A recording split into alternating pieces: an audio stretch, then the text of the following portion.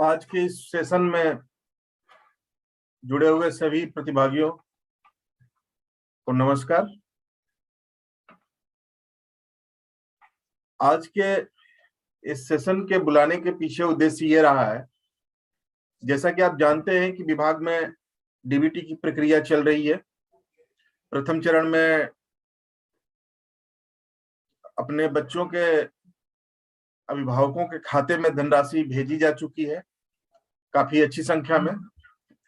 द्वितीय चरण में धनराशि भेजे जाने की प्रक्रिया अंतिम चरण में है, शीघ्र ही हम भेजने वाले हैं।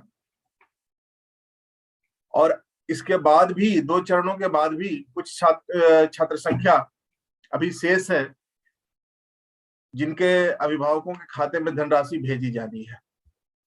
इन 2 चरणों की जो प्रक्रिया अभी की गई है, इस दौरान आपके द्वारा जो डेटा भेजा गया है प्रेरणा पोर्टल पर, खास करके अध्यापकों के द्वारा प्रमाणित करके डीबीटी प्रेरणा मोबाइल ऐप के माध्यम से प्रेरणा पोर्टल पे जो डेटा भेजा गया है, जब धनराशि भेजने के पहले उस डेटा का विश्लेषण किया गया तो ये पाया गया कि उसमें बहुत सारा डेटा ऐसा है जो या तो अध्यापकों ने गलती से अज्ञानता के वश उसे भेजा है, गलत डेटा, या यह भी संभव है कि इस प्रकार की शरारत की गई है। उदाहरण के तौर पे एक ही बच्चे का नाम अलग अलग 3 स्कूलों में पाया गया।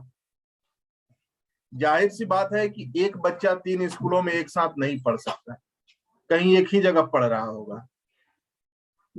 इसमें कई संभावनाएं हैं। हो सकता है कि वो बच्चा पहले कहीं और पढ़ रहा हो, वहां से स्कूल छोड़ करके दूसरी जगह उसने एडमिशन ले लिया, लेकिन पहले वाले स्कूल ने अभी तक उसको ड्रॉप आउट नहीं किया और उसको कैरी ऑन किए हुए हैं।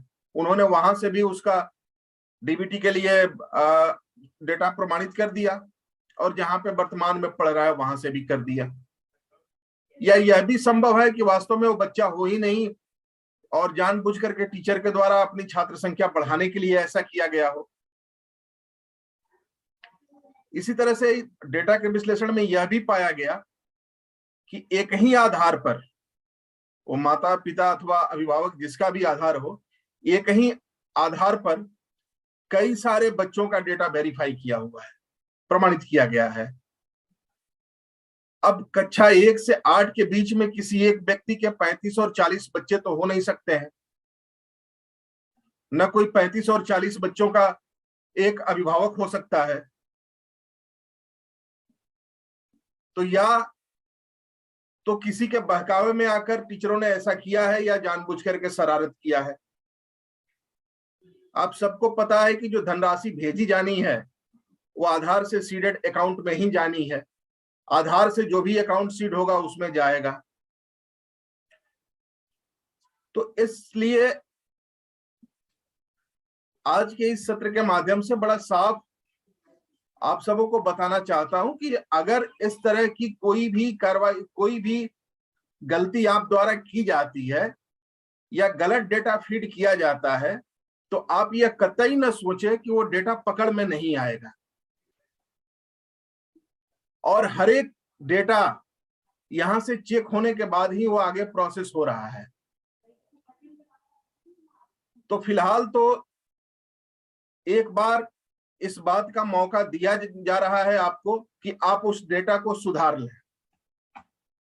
अगर इसके बावजूद आपने वो डेटा नहीं सुधारा, अगर वो बच्चा आपके विद्यालय में नहीं है और आपने उसको ड्रॉप आउट नहीं किया, उसको लगातार फॉरवर्ड करते रहे, तो अगली बार सुधारने का मौका नहीं दिया जाएगा।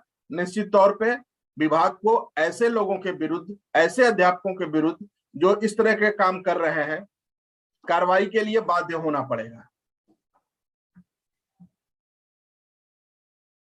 अभी इस बार भी कुछ लोगों को नोटिस यहां से गई है,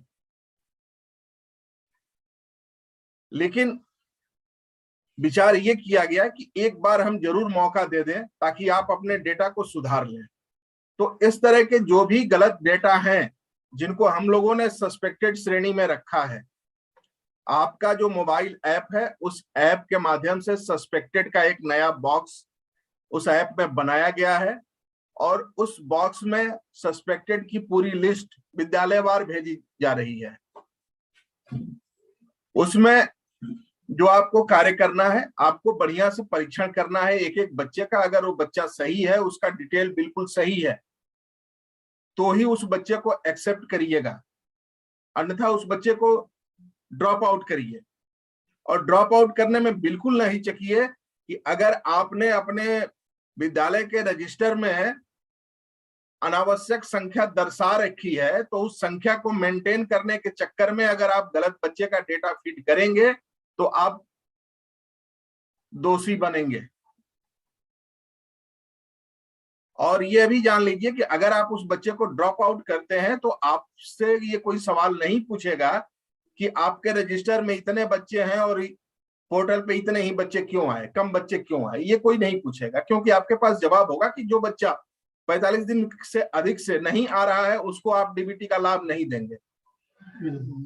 आप केवल उन्हीं बच्चों को डीबीटी का लाभ के लिए उनका डेटा वेरीफाई करेंगे।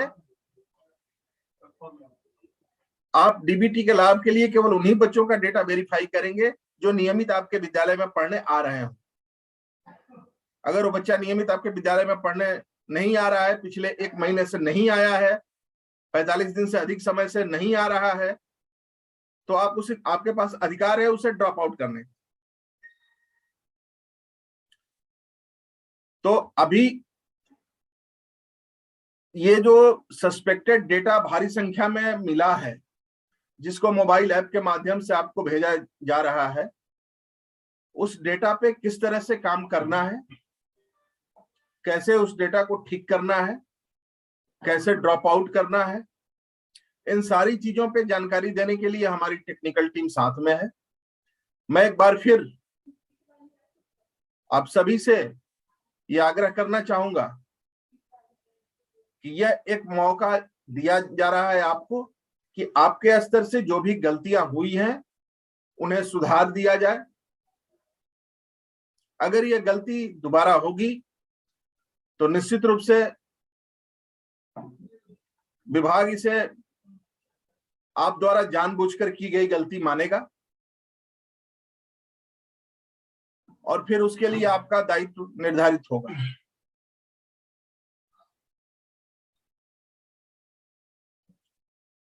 हमारे साथ ऐप पे जो नया बॉक्स क्रिएट